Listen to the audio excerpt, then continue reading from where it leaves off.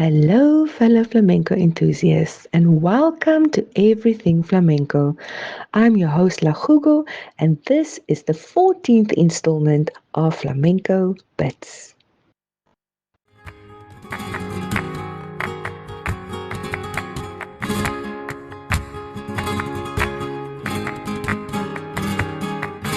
So, today I just want to talk a little bit about dance clothing. As I mentioned in one of the previous episodes, my first dance class, I thought it was a good idea to dance in jeans, which was a very, very bad idea. So I just wanted to chat a bit about dance clothing today. I think for any type of dance form, but also in flamenco, it's very important that you are comfortable and that you are wearing clothes that fit. Your clothing needs to allow for a full range of motion without being too loose or too restrictive. So, nothing that's going to make anything pop out by accident. And also nothing that's going to be there so loose that it's going to make you trip and fall and hurt yourself. So, the best type of material is something that's breathable. Um, yeah, keep you cool and dry during intense practices, and obviously something that doesn't have any seams or some, well, it can have seams but not things that will chafe and will scratch you, especially um, if you do certain movements in flamenco, we have to really bend, and that it's not nice to have something that scratches you. um, so on top of that, also, it's good to have something that's durable, um, and make it your own. You don't have to wear a skirt with frills and a leotard. Okay, don't come in your pajamas, but wear dance attire that make you feel comfortable and makes you feel like you, that will also help you boost your confidence. So, I mean, what I've seen in class is like some people prefer to dance in leggings, some wear, well, not track suits as such. It can be a bit hot for that sometimes. But I mean, if you feel comfortable in dancing in that, then go for it. Others wear leotards and frilly skirts or just plain skirts. Like short-ish skirts over pants or a long skirt. Even at some point there was a lady in my class that came in with a full bola, and she had a flower in her hair, and she had the frilly skirt on and the most beautiful striking flamenco shoes. And that was awesome because she that made her feel comfortable, and she looked beautiful, and that is what she wanted to wear, and that was awesome.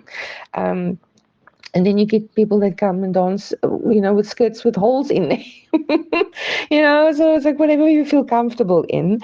Um, yeah, and as a a female flamenco dancer, you don't need to wear a skirt when you do practice, but it is good to get one eventually because you will be using it for movement in certain choreographies and even in tech class sometimes. It also helps with your arm movements and things like that. Ideal is, especially for practice, if I find a circular skirt is the best because it's easier to pick up when you're doing footwork. It's not too heavy, so because those frills obviously also add extra layers of material, and it can make it a bit heavy and difficult to lift. Just for practice, unless of course you are doing a bata de cola choreography, or you like the tail skirt with all that frills that can weigh between 5 and 10 kilograms. But anyway, just for normal tech classes, a circular skirt is nice, and it also flares nicely when you use it as part of your dance moves. You can really flick it around and make it look pretty. Yeah, but obviously not compulsory, but your teacher will guide you if you at some point need to get that. And then obviously your flamenco shoes is also important. If you're just trying flamenco out and you're not sure if you want to continue, it's good to find out if you can perhaps borrow a pair of shoes from someone, or if you are willing to invest in a beginner pair of shoes. We'll talk about flamenco shoes in a later episode. Yeah, you can eventually invest in a semi-professional pair if you really want to continue the flamenco journey. And lastly, yeah, it's just good to take proper care of your dance clothing. Make sure that you wash it after each practice, and to also, especially in wintertime, make sure that you have clothing after class to wear to keep your head and your chest warm.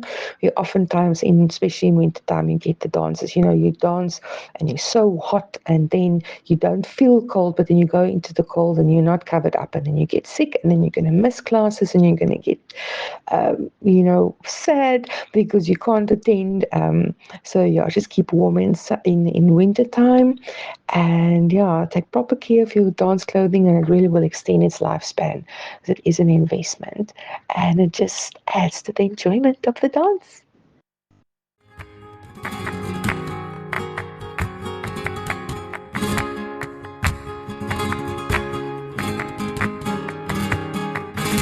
So yeah, I hope you found this little bit helpful. I wish I had a little bit like that before I started my first class, but obviously I learned quickly enough. And I will chat to you again in the next episode. Olé!